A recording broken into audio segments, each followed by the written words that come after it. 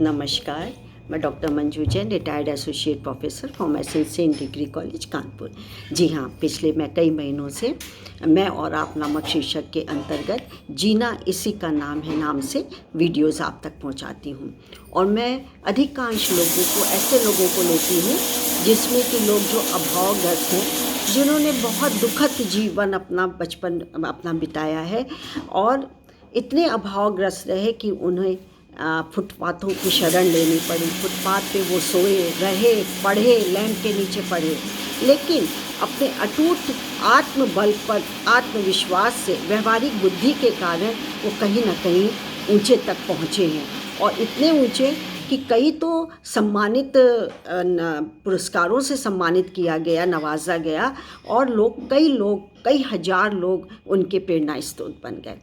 तो ऐसी ही कड़ी में मैंने एक व्यक्ति का चुनाव किया है जिनका नाम है श्री VKS अयंगर। इनका पूरा नाम है V for Vellore, K for Krishnamachari, S for सुंदर राजा अयंगर। जी हाँ, ये प्रसिद्ध योग गुरु थे। तो क्या हुआ कि इनका जन्म ही बहुत विषम परिस्थितियों में हुआ। गरीबी तो थी ही।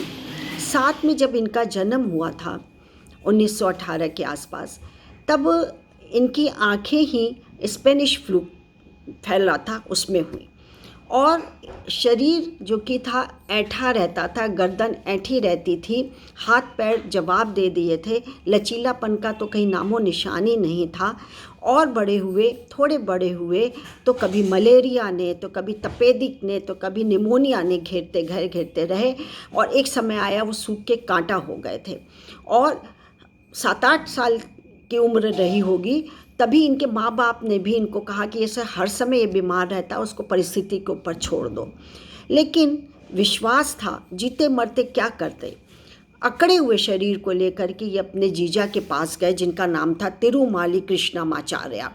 ये योग गुरु थे, लेकिन गालियों से, जूतों से, फटकारों से, तानों से वो उसको सिखाते थे। इतनी बातें सुनाते थे, ताने देते थे कि दिल उनका छलनी हो जाता था, और चुपचाप एक जगह बैठ कर के वो रोया करते थे अपनी किस्मत को लेकर के। लेकिन एक समय ऐसा भी आया कि अपनी इसी आत्मविश्वास से, कुछ लगन से उन्होंने क्या कर दिखाया। तो बात पहले की है कि दुनिया के सबसे बड़े वायलिन जो वादक थे, वो बम्बई आए हुए थे, और इन योग गुरु को, यानी कि अभी तो मैं अयंगर की बात ही कर रही हूँ, उनको अपने पास बुलाया। और बुलाया भी क्या, 5 मिनट के लिए। उन्होंने कहा आइए और बात करिए। अब वो रास्ते भर सोच रहे हैं कि मैं पुणे से बॉम्बे जा रहा हूँ, 4-5 घंटा तो मुझे लगेंगे, और 5 मिनट में मैं इस प्राणी को क्या सिखा दूँगा, क्या बोल दूँगा कि उसकी काया पलट हो जाएगी। कन्फ्यूज्ड हो गए। खैर, चलते वो उस जगह पहुँचे जहाँ की ये वायलिन वादक रहते थे। टहल रहे थे, घूम रहे थे, टहल रहे थे, और प्रधानमंत्री के आदेश पे ही वो वायलिन वादक जो कि थे वो बॉम्बे आए थे, मिलना भी चाहते थे। खैर चलो, टहलते एक गद्दी पर पसरे हुए एक व्यक्ति पर नज़र पड़ी। उन्होंने बुलाया उनको कि भाई तुम क्यों टहल रहे हो ऐसे, यानी कि अयंगर जी को बुलाया, और कहा कि तुम ऐसे क्यों टहल रहे मतवाले से। तो बोला कि मुझे यहूदी मेनुहिन से मिलना है, जो कि बहुत लंबी यात्रा करके यहाँ आए, और मैं भी उनसे मिलना है मुझे। चिड़चिड़ा के बिल्कुल बोले, तो जैसे बात टालने के ऊपर से बोले, क्यों मिलना है, मैं ही हूँ मेनुहिन। तो सकपका गए, ये योग गुरु अयंगर सकपका गए।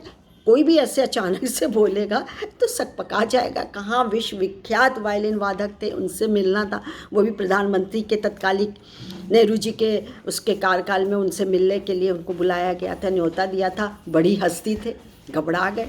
लेकिन उनके चिड़चिड़े स्वभाव को देखते ही उन्होंने तुरंत बोल दिया अयंगर ने कि आपको नींद नहीं आती है क्या, आप परेशान होते हैं क्या, आप इधर उधर टहलते रहते हैं, आपके अंदर कोई बेचैनी है, कोई विकार है, कोई ऐसी परेशानी है जिसको आप फूट करके बाहर निकालना चाहते हैं।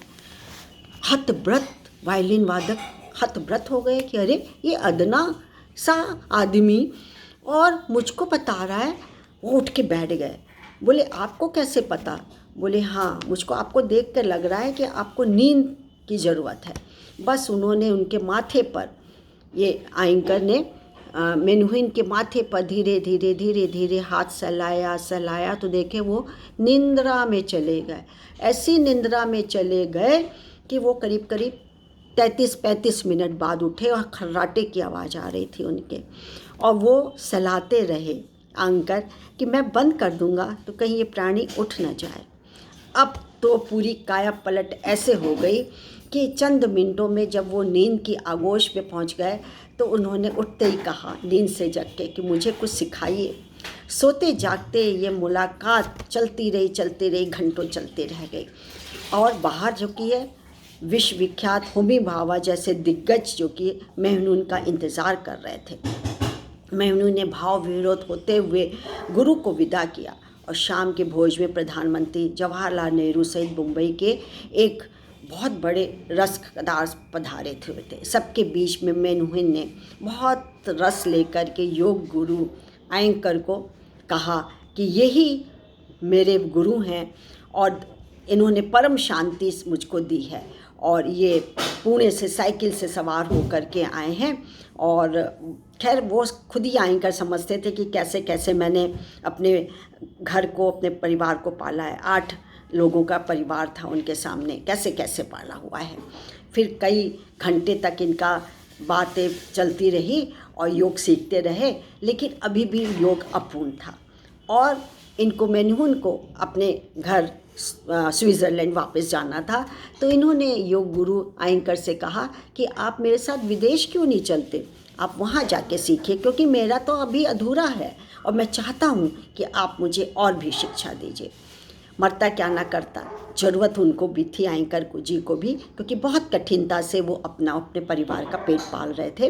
तो उन्होंने हामी भरी और वो स्विट्ज़रलैंड एक तो विदेश यात्रा करने को मिली, और कई साल तक वहाँ हो करके जब वो लौटे तो उनके पास सब कुछ था, नाम भी था, दाम भी था, दोनों चीज़ था। और उनका जो शरीर में जो एक ऊर्जा की कमी थी, मायूसी थी, खुशी की कमी थी, अब उनके चेहरे पे चमक आ गई थी और सारे लोग उनके पहचान के हो गए।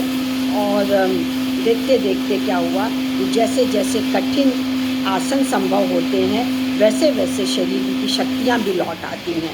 जन्म लेते ही मिट्टी जैसा खतरा था, मिट्टी होने का खतरा था, मिट्टी जैसा उनका शरीर था, लेकिन पर वह न सिर्फ जगत प्रसिद्ध हुए बल्कि योग के बल पर पूरे 95 वर्ष तक जीवित वो रहे।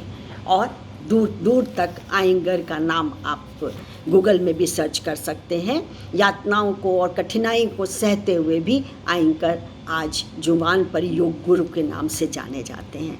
तो हम लोग ठीक हैं, हाथ पैर ठीक हैं, हम लोग भी चलाएं और कुछ करें अपने लिए, अपने परिवार के लिए, अपने देश के लिए कुछ तो दे जाएं। तो बस सोचिए मत, उठिए और दूसरों को खुशी बांटने में लग जाइए। क्या संतोष, क्या प्रसन्नता मिलती है, करके देखिए ना मेरे कहने से। चलिए आज के लिए इतना ही। नमस्कार, थैंक यू।